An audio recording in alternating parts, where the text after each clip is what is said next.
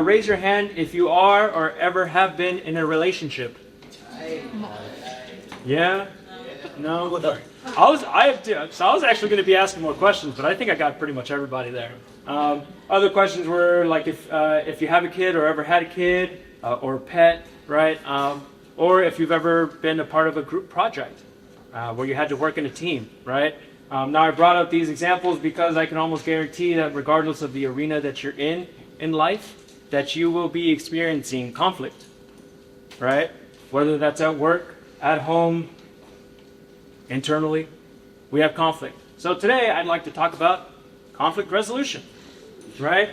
And share with y'all a couple tools that my therapist gave me to deal with conflict in my life. Because we all know that I like to set fire to everything around me. Just kidding, I don't go to therapy. Here we go. So, tip number one. Thank you.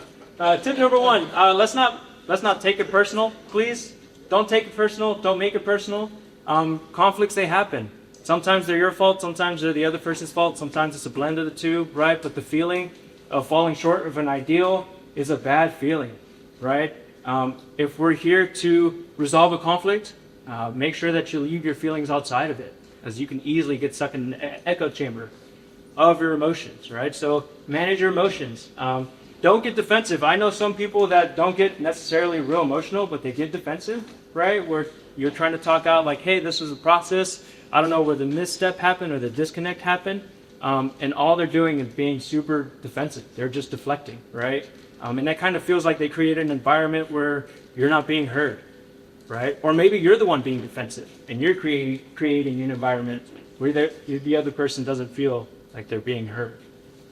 Also, avoid the blame game. This is one of those things that's an easy trap to fall into where you end up just pointing fingers at each other rather than trying to resolve the issue, okay? And when you're in your emotions, what you do is you take the rational part of your brain and you tell it to take a hike, right? And you need that rationality to find a solution to whatever the issue is. If you're trying to do that with emotion, you're going to be spending a little bit more time and energy than maybe you should be, okay? Tip number 2, prioritize the solution. Please remember that it's you and them versus the issue, not you versus them versus the issue. Now, I bring this up because, if you look at it logically, when it's you and them versus the issue, you got a teammate. You got somebody to lean on, right? And number-wise, it's 2 versus 1. In the other scenario, where it's you versus them versus the issue, it's you versus 2 others. And they might not necessarily be on a team, but they're not helping you out, are they? Right? So remember this. The way that I like to remember this is, do I want to be right or do I want to be happy? Okay? Do I want to be heard or do I want to be helped? Do I want to maintain my pride or resolve this issue? Right? Now, sometimes the hardest step of all of this is to apologize and forgive a person. Right? Because maybe you are responsible for the conflict. Maybe you're not, and you still have to apologize and forgive. Why? Because this shows the other person that you're willing to put yourself aside to find a solution to this conflict. And maybe there is no solution to the conflict, but making that act, letting go of your resentment, that energy, leaves room for that relationship to grow, right? So even if the conflict itself isn't resolved, there's growth there to be made if you're able to let go of all that negative energy. Tip number 3 is to listen, okay? Obviously, everybody wants to be heard. Everyone has a perspective. Everybody wants to share it, right? So allow the other person to share that perspective first, right? In doing so, again, not only does it reinforce that you're prioritizing the solution over yourself, right, and your thoughts and your pride, but you might find out that there's like a common ground that you didn't think, right? Or that the issue is different than what you thought it was. They might be bringing up a different point than what you thought they would be, right? And when you listen, don't jot down things and think in your head, oh, I'm going to shoot this one down like that. I'm going to shoot this one down like this, right? That's not going to work, because if you were to flip the roles, right, and you're trying to express yourself and all they're doing is being defensive, we fall back into that emotional trap, right? Where we're not focused on the solution, but we're more focused on pointing fingers. We're not here for that.